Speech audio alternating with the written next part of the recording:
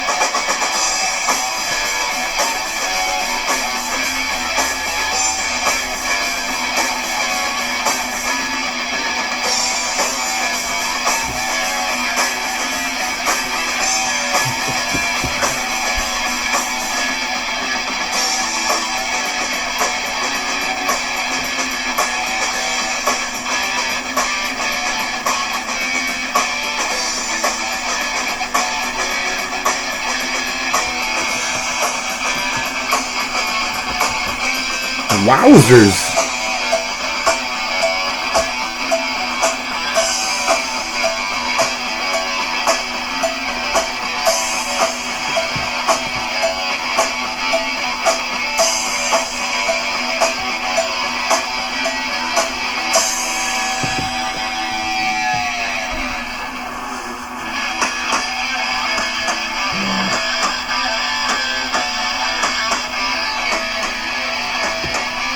I guess it's time to wake up, people.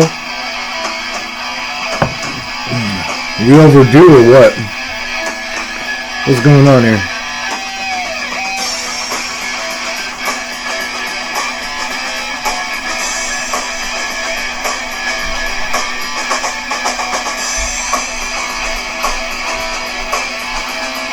Let's try this one out.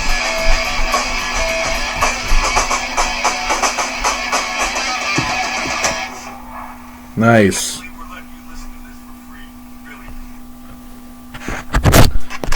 Alright, everybody. Welcome to Geezy Truth. That's right, everybody. Thank you for tuning in. We got to do everything we can over here. Everybody call in. Technical difficulties, all the rest of it. You already know. You already know the whole spiel. It is April 23rd, 2020. Outstanding. So we're gonna get the VIP. We're gonna get some, let's figure it out. Wow, this is an intense one. Alright, let's get serious. Let's make things happen here. How's everybody doing? Checking in. You know, we all do our best here. I've been looping in and looping out, you know. We've all been doing our best to try to pay attention to everything, but there's so much going on. What does anybody expect to do? Last I checked, markets are going up. It's crazy. And then I also, you know, second wave in China. So what's the deal with all this stuff? Whew. And hopefully we can get the one and only Jim up on the updates, see what he has to say. And you know, it's crazy out here. Apparently the government's giving all this free money out. Who can complain about that?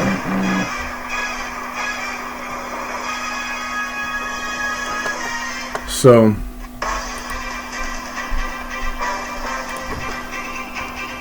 I mean, right off the bat,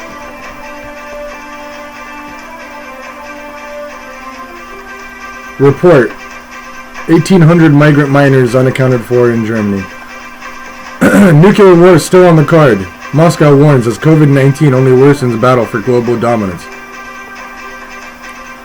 Top scientist in HIV/AIDS research pioneer Dr. Judy Milkovitz blows whistle on Dr. Fauci. Disturbing details of threats, research theft, tainted vaccines, fraud, cover-ups, pay to play. So there's a lot of things going on. But markets are going up. That's what's amazing. Things aren't slowing down. But again, there's reports, I've heard a couple reports on what they're trying to do with the lockdown. Not to mention all the people protesting. There's going to be, each state is supposed to be reopening soon here. But reports are saying that they're going to open up. Actually, the opposite. They're going to close. Or they're going to keep closing. Or actually, I'm hearing it's going to be staggered. Open, close, till 2022. So we'll see.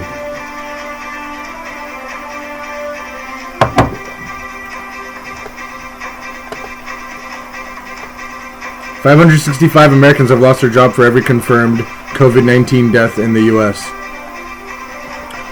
Not to mention huge news in the whole Spygate,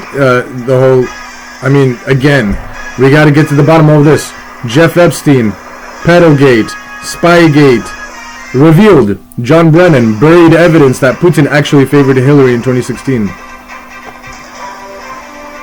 And yeah, it just goes on and on, folks. We're really trying to get to the specifics here, to the most important. What's everybody supposed to be doing? Just do some meditation and smell the roses.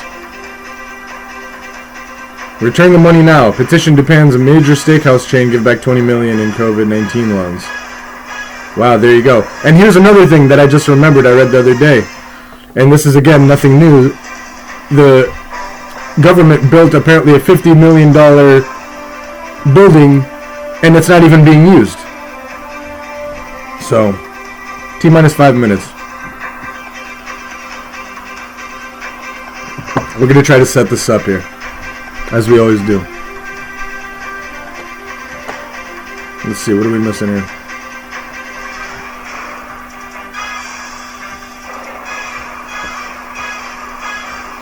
Wow, that's a serious one.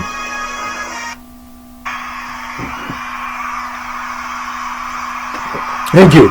Thank you very much. Seriously. All this stuff is getting way too heated. And people are constantly saying, there's some crazy times, there's some crazy times. And then people always say that this is always crazy times. Well, what's really happening?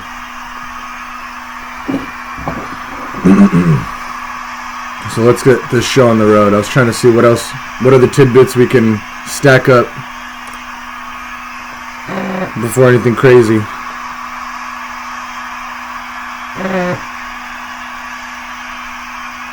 Nearly 9 in 10 COVID-19 patients on ventilators don't make it. It causes sudden strokes in young adults. We will not have a vaccine by next winter. Not to mention, I keep hearing this mandated vaccine stuff. I'm just not buying it, folks.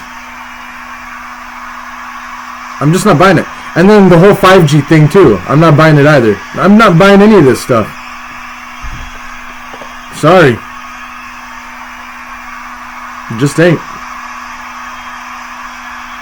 Devastating, renowned French Dr. Didier Wrld destroys liberal Trump-hating media on VA junk report on hydroxychloroquine. And,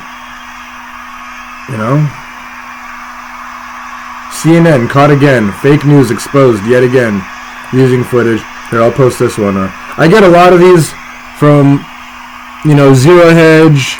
What really happened?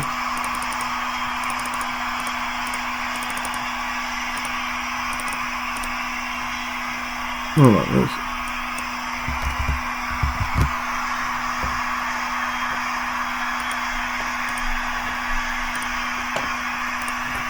this one is Investment Watch Blog.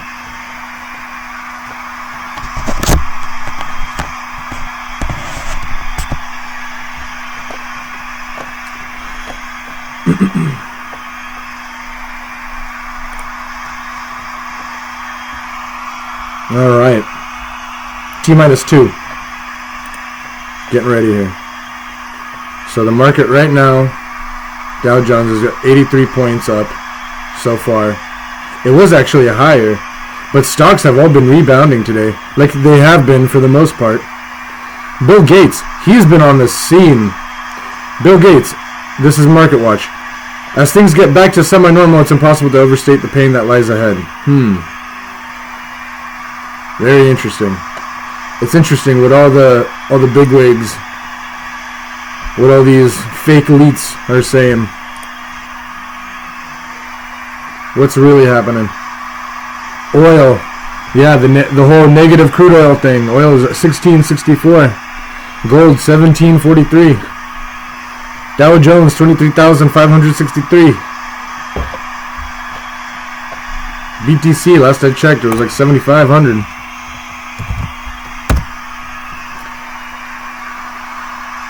Yep.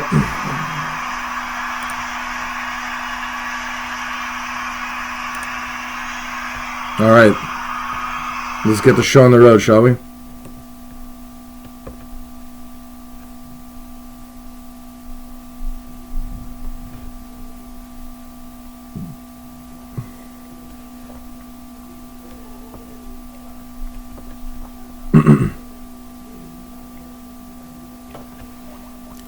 Argentina is defaulting today on the bonds it issued to get out of the 2016 default.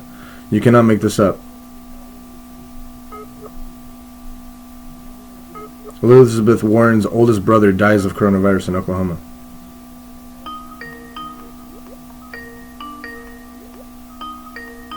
But it said it was connecting.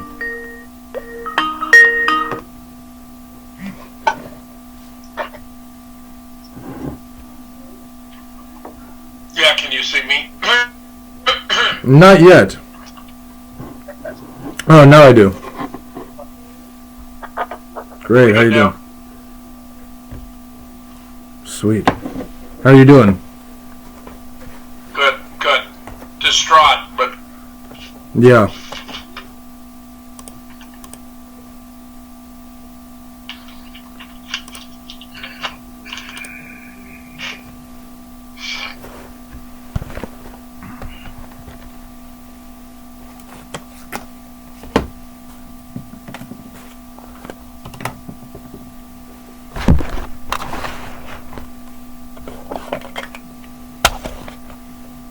All right.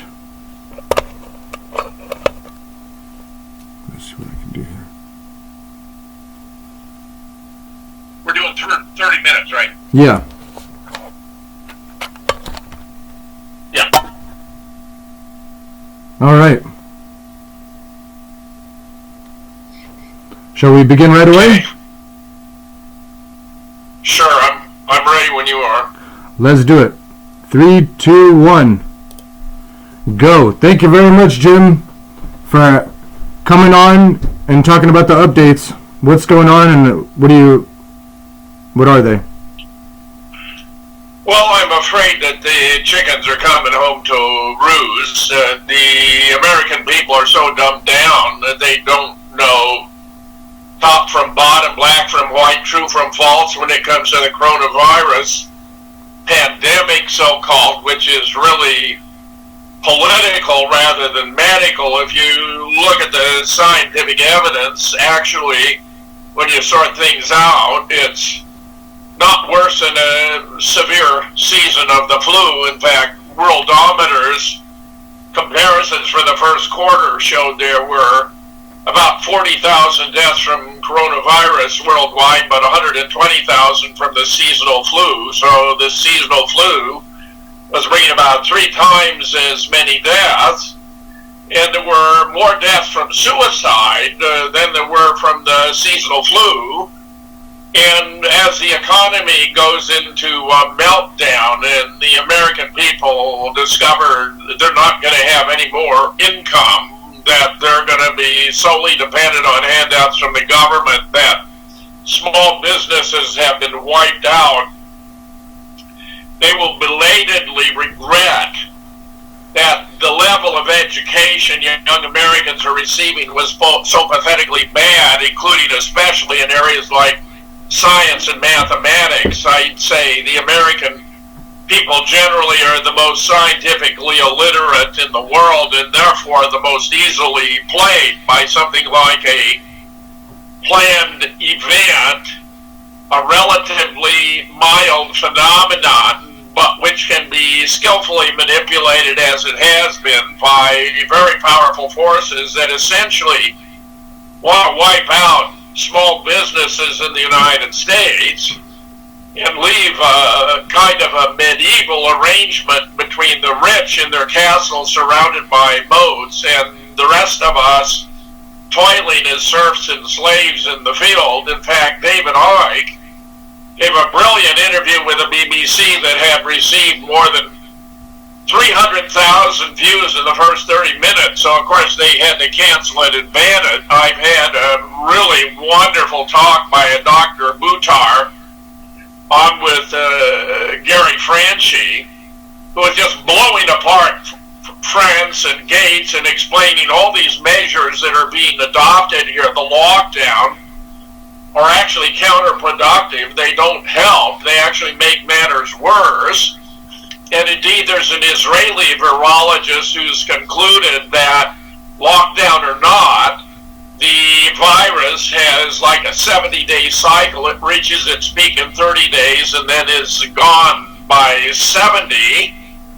But where it's relatively mild, and we actually have a very effective method to deal with it in the form of this hydroxychloroquine, which has been around for 35 years as a treatment for malaria.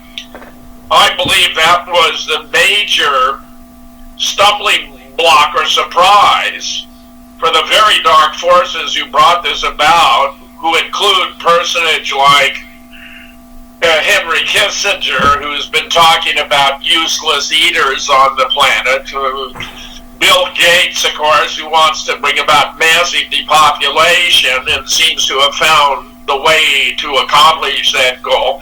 Anthony Fauci, who is about as corrupt an individual as ever found on planet Earth, and because of his position has been treated with much too much deference by Democrats who don't understand that when Trump wants to get the country back to work again, he's in the right. But because it's Trump, and they think they can seize a political advantage here, they're opposing reopening the country, which is going to spell catastrophe. I mean catastrophe. It turns out there are 5.7 million companies in the United States, where 90% have 20 or fewer employees, and where 75% of those small businesses cannot survive a month with no revenue.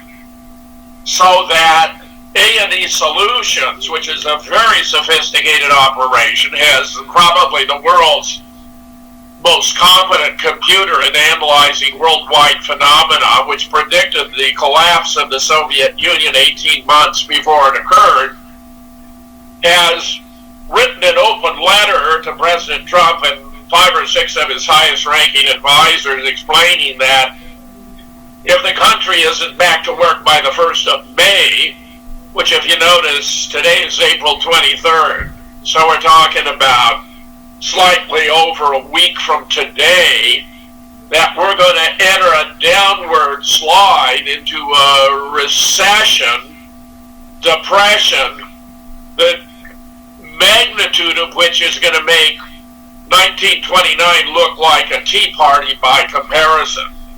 And I think that the governors are even less competent than the federal authorities, but where Trump is surrounded by evil doers, this Fauci and this woman Birx, whose daughter works for the Bill and Melinda Gates Foundation, being 2 outstanding examples, and where Gates himself, of course, is no doctor, he's no virologist, he's no, not even a PhD. I mean, for crying out loud, the guy has no qualifications or competence, but he wants to be the vaccine czar of the universe.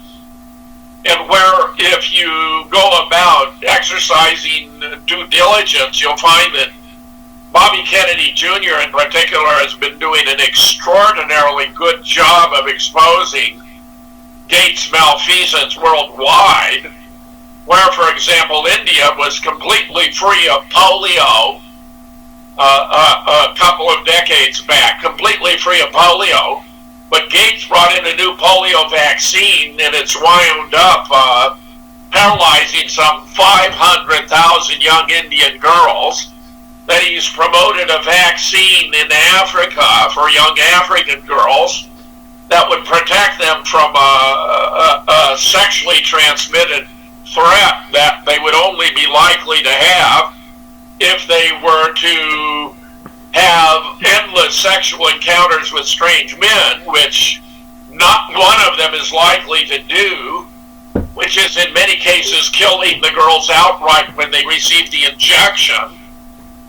We learn, if we're paying attention, that Bill Gates, from his personal position, we learn he's unwilling to have his own children vaccinated, which of course reflects that he knows something we don't. And where I have been doing daily updates now for about 3 weeks on the coronavirus with Dean Ryan in Los Angeles and Mike Barra in Seattle, where I am in Madison, to bring the latest developments for 3 weeks. And there have been moments when I thought that things were going to turn around, but where I'm now in a state of despair because it's no longer obvious to me that's going to happen, where we're talking therefore about the destruction of the United States.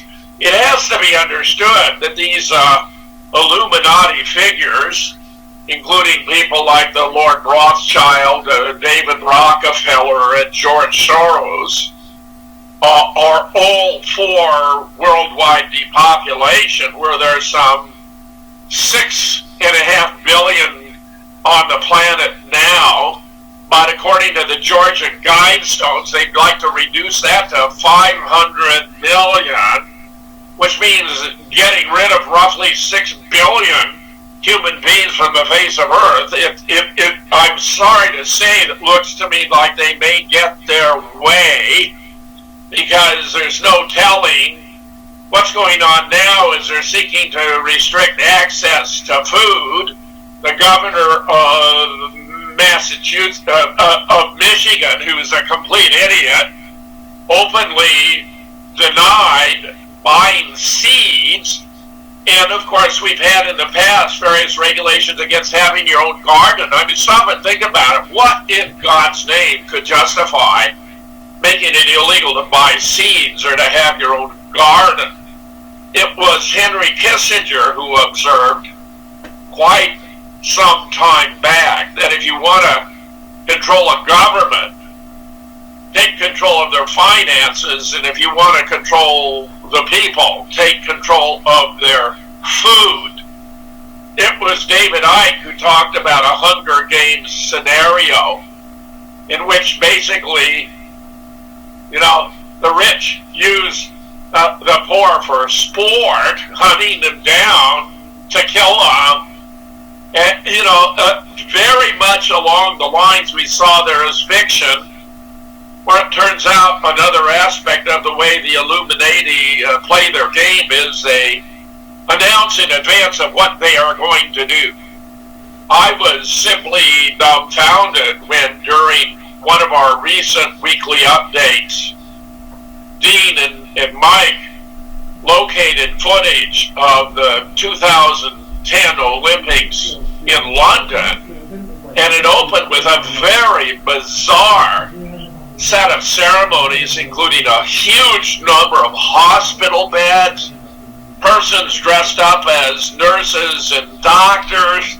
It was very dark, and you had actual creatures that were representing, though you wouldn't have realized it at the time, you would have simply been bewildered, represent the coronavirus and creeping around. It had a big thing that looked like it could be a 5G tower where anyone who's paying attention knows that in Wuhan, where they had the big outbreak of coronavirus, they also had the first introduction of 5G, which has the effect of weakening the immune system, so that threats in the environment that normally wouldn't bother us because we've evolved to defeat them, when we have a weakened immune system, we are at risk.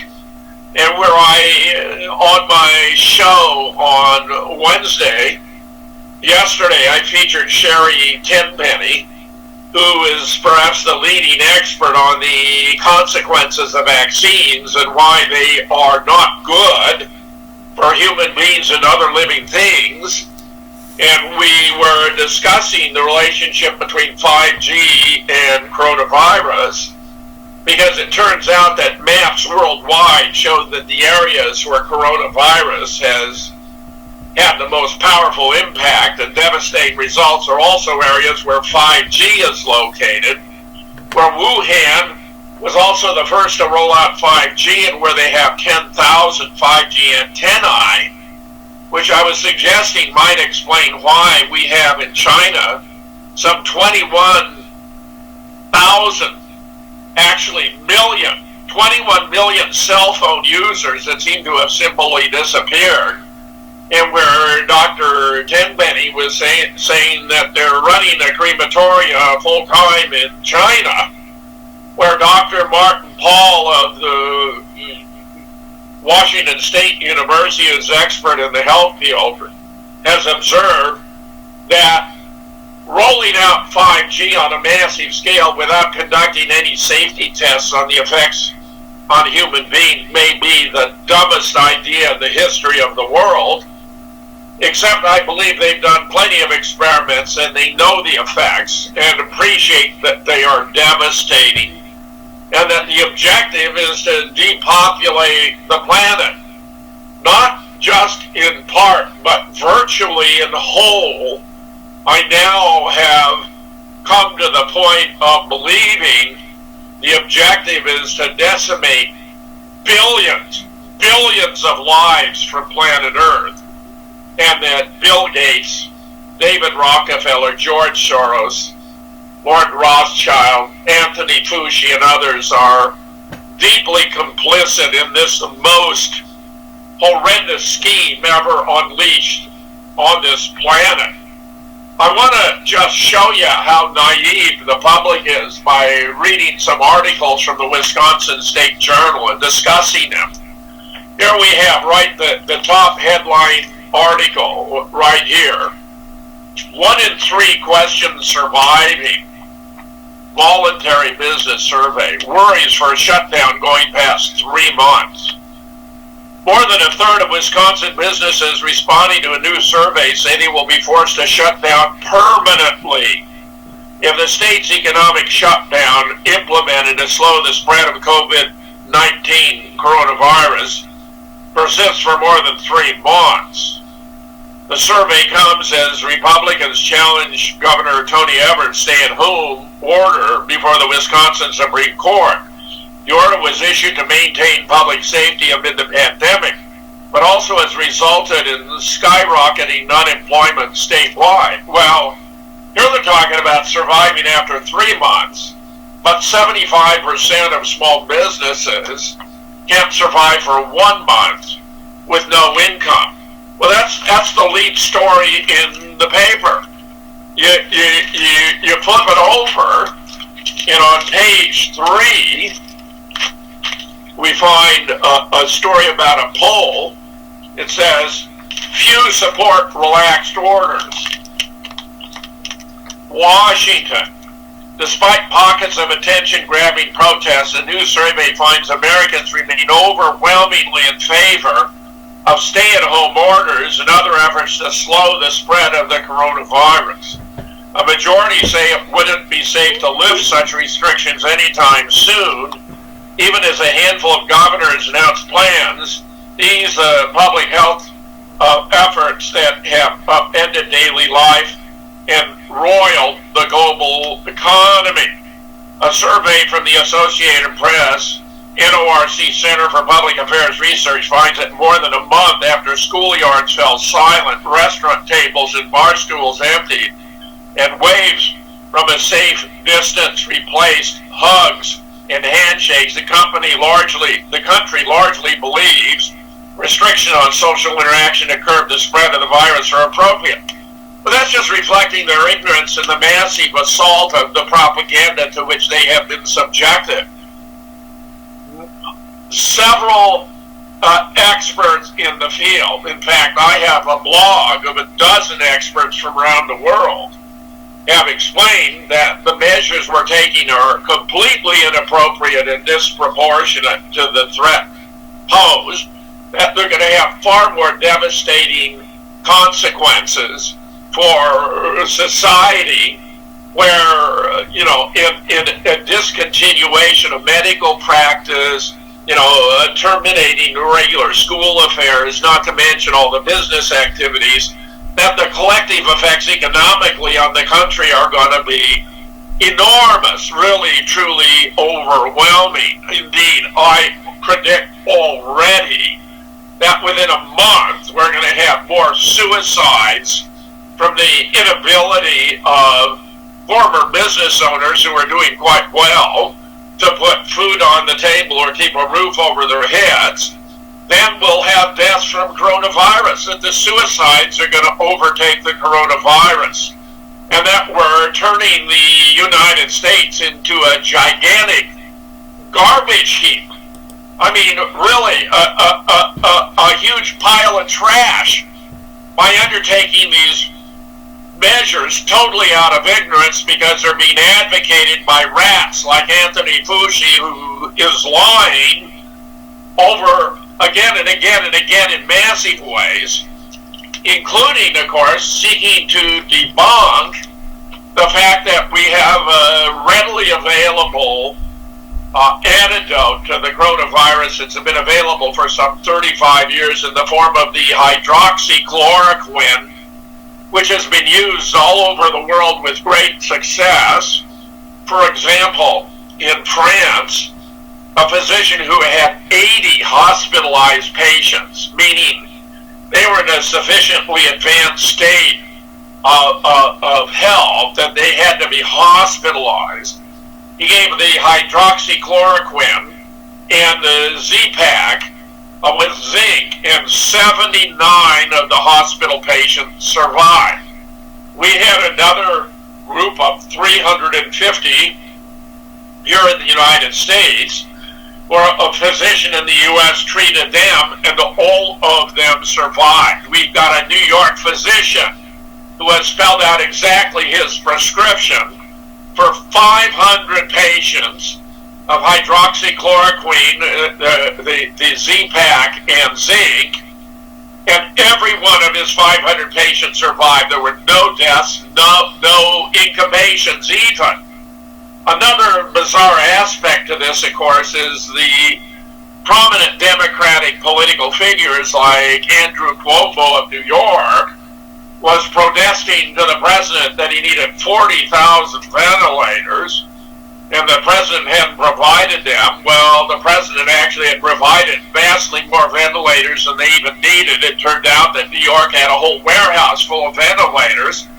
But the fact is that ventilators are a very high-tech form of a respiratory mechanism, where many Americans, including me myself, suffer from what's known as sleep apnea, which is a discontinuity in breathing while we are asleep, and therefore take advantage of these small equipment that are relatively inexpensive, called BiPAP and CPAP machines, which are available by the millions at a fraction of the cost of ventilators. So that Andrew Cuomo was demonstrating his ignorance combined with comparable arrogance by rushing to ventilators, which actually do damage to the lungs. A lot of patients who are put on ventilators die as a consequence, when we have these relatively inexpensive and ubiquitous. You can find them everywhere. BiPAP and CPAP machines. I even take mine on the plane when I travel, and they're all familiar to the TSA operatives who are going through our luggage in an intrusive way because of the consequences of 9/11, which is a whole other story in and of itself, but was another manufactured or orchestrated calamity. Now get this. Mike Barra predicted just a couple days ago that they were going to run a huge propaganda offensive against hydroxychloroquine. And he's right. For our show today, he's got 30 different denunciations of hydroxychloroquine that have appeared in the various news media around the country, whether it's television or newspapers. And right here in the Wisconsin State Journal, we have an article on page A3, expert opposing Trump costs job, Washington. The head of a government agency combating the coronavirus pandemic alleged Wednesday that he was ousted for opposing politically connected efforts to promote a malaria drug that President Truth touted without proof as a remedy for COVID-19. But the fact is, the proof is abundant. I mean, and it's compelling. Rick Wright, who's not so, former director of the Biomedical Advanced Research and Development Authority, said in a statement that he was summarily removed from his job on Tuesday and reassigned to a lesser job. His lawyers, Deborah Katz and Lisa Banks, called it retaliation, plain and simple. Controversy swirled around the malaria drug hydroxychloroquine since Trump started promoting it from the podium in the White House briefing room. Well, the president was acting in his capacity of looking out after and promoting the best interests of the people of the United States. The vaccines are absolutely devastating. And Bill Gates wants to make himself the czar of the world with a vaccine, where this was actually the problem solution for the Illuminati in relation to the ever-strengthening populist movement to reassert the interests of ordinary people like you and me, which has been surging on the internet, where we had for 15 years like a golden age where anyone could produce their own video, publish their own blog, get their opinion out there to be part and parcel of public discussion and debate. Whereas a great British philosopher of science, Karl Popper, observed, the most effective instrument in discovering the truth is rational debate and criticism, where the most important technique in determining whether an hypothesis or a theory is true is by attempts to falsify the theory. If you're unsuccessful in falsifying the theory, then that's reason to think that it might be true. On the other hand, it may be that you have simply not figured out the right way to falsify it. Well, with regard to, COVID-19, we have falsified the theory. The first epidemiologist, Nigel Ferguson from Imperial College in London, has taken back his original estimates based on his model that were predicting 2.2 million deaths in the United States, 500,000 in the UK, where he now has scaled it back to less than 20,000 deaths in the UK, which applied to his American estimate is going to be less than 200,000. Indeed, I expect they'll actually be less than 100,000. It now turns out that in a large sample study in Santa Clara County in Los Angeles, it turns out that the population that actually has had COVID-19 is 50 to 80 times greater than previously estimated, which means the actual percentage of deaths is minor, relatively minuscule compared to the original estimates, which were based on confirmed cases of COVID, which made a smaller denominator that has now been increased by 50 to 80 times. so that it's only 1/50th or 1/80th as significant a threat as had been heretofore supposed. More articles from the paper, however.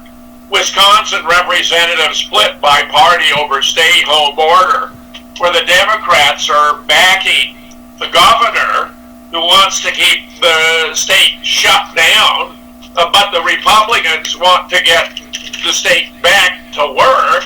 There have been 6 or 8 states that haven't shut down that are getting back to work. We have Sweden, which didn't shut down at all. It has suffered relatively minor coronavirus deaths. And just going through, I mean, let me read from a few of the letters to the editor, some of which are protesting what's going on. Evers is treating us like lab rats. Governor Tony Evers' decision to keep Wisconsin on lockdown until May 26th is as dangerous as is ill-informed. Predictably, he uses science, a convenient abstraction, as justification for this move. What we're really dealing with here is pseudoscience. Fauci, Gates, and the rest who are promoting this pandemic so aggressively are trading in pseudoscience. It's not well-founded.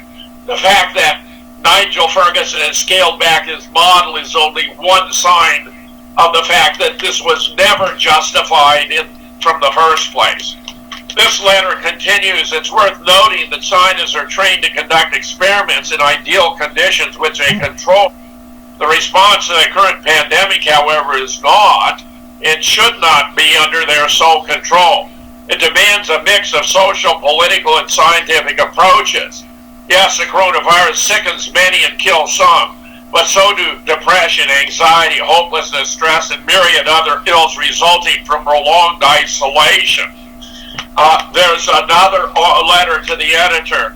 Pull together and beat this pandemic.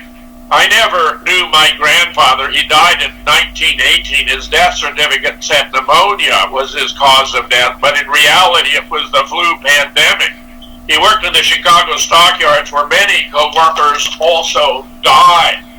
Let me just say that there are some contemporary developments that I find highly troubling.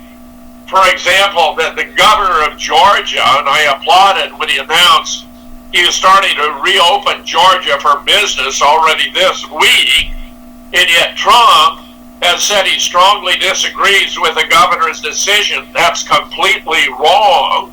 Trump ought to be championing the governor's decision just as he has championed hydroxychloroquine.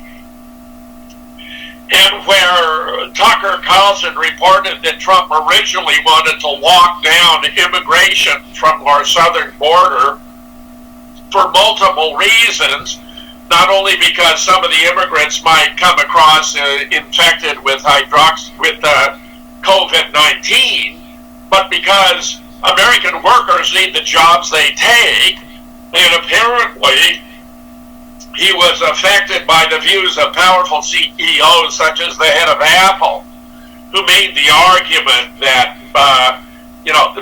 the incentives that are being provided by the government to enable us to endure this crisis are making it such that, according to the CEO, Americans are more inclined to stay home and collect a check from the government than they are to go back to work, which of course is a manifest absurdity. But therefore we needed these foreign workers. I'm profoundly troubled by these developments, because the one person who can make a decisive difference in this time of great need is Donald Trump. And if he is successful in bringing the nation out of this fabricated pandemic to survive and thrive, he will go down as the greatest of all American presidents. But if he fails and falls short, if the forces of darkness prevail, you and I aren't going to have a lot more of these conversations, because the country is going to devolve into a very primitive state. Looting, burglaries, robberies, murders are going to become abundant.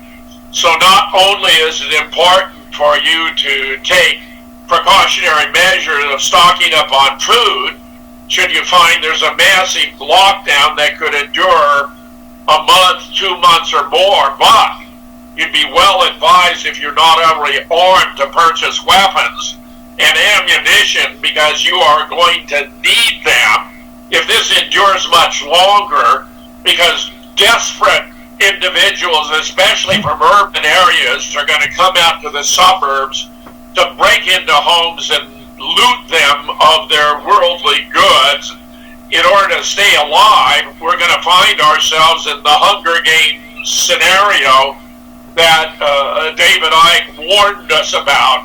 So I have said before that the assault on the Second Amendment was grossly misconceived, and when they come for our guns, the time has come to use them. Well, the threat is about to dramatically increase.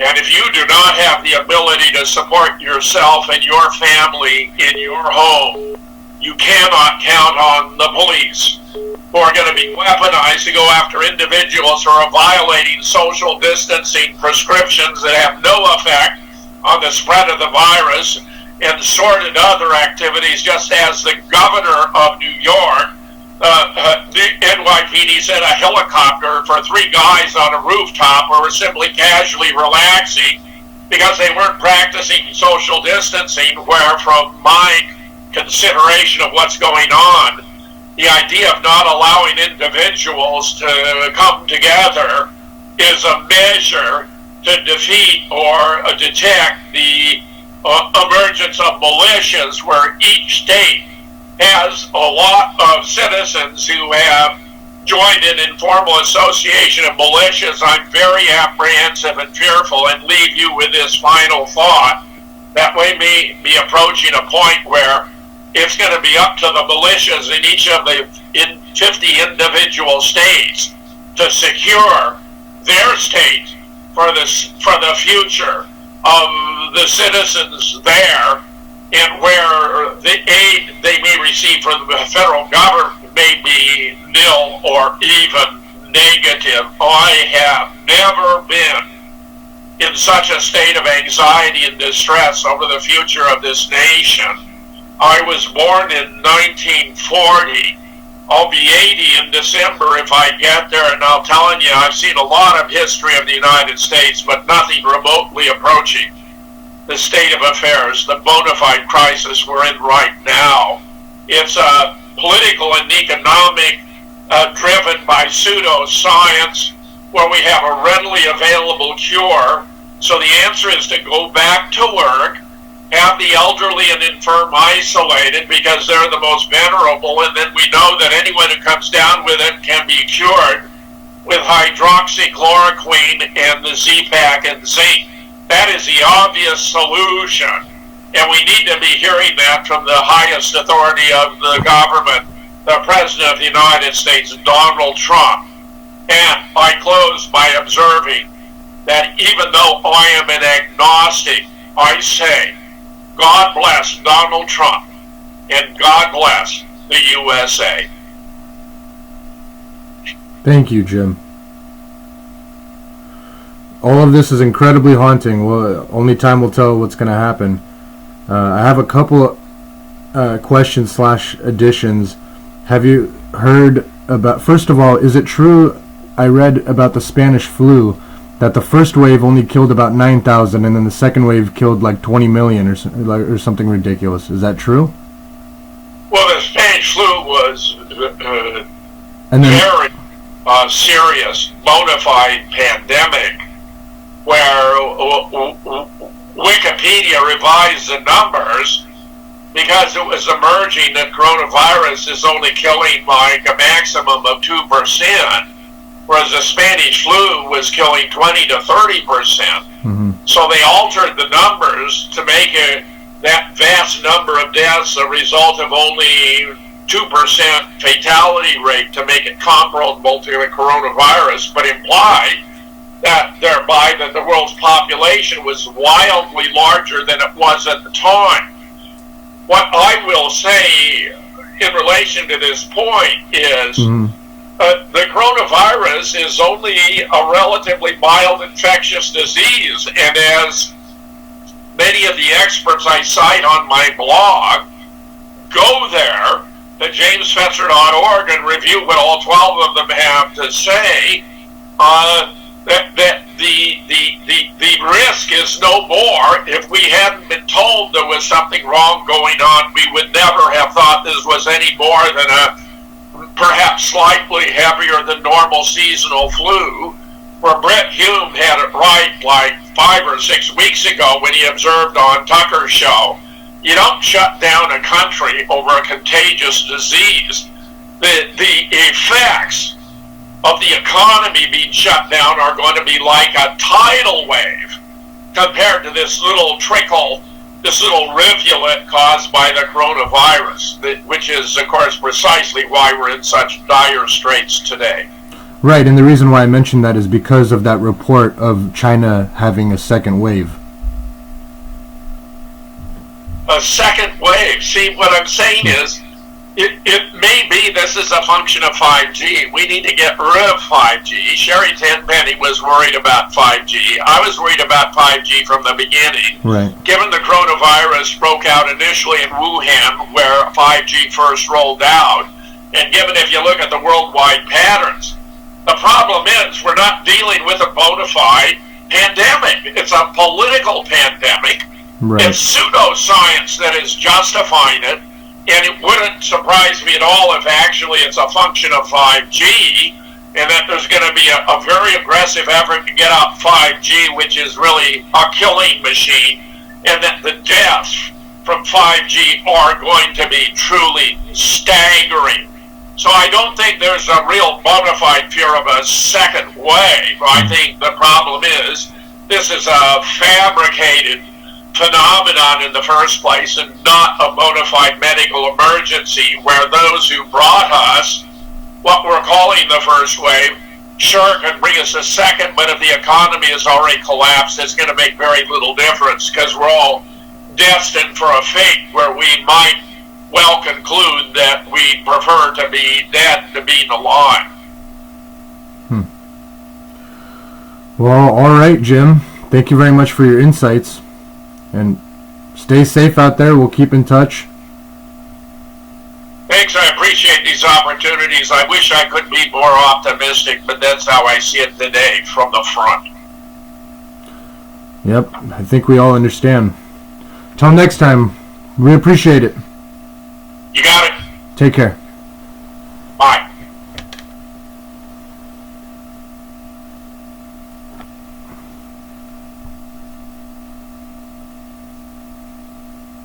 All right. Well, thank you very much, Jim, for that. Lots of great insights. Thank you, everybody, for staying in tune. Keep in touch. Let me know what people think. What's going on. We're all staying vigilant, doing our best to keep informed. So, thank you very much. Geezy Truth is out. Take care, everybody.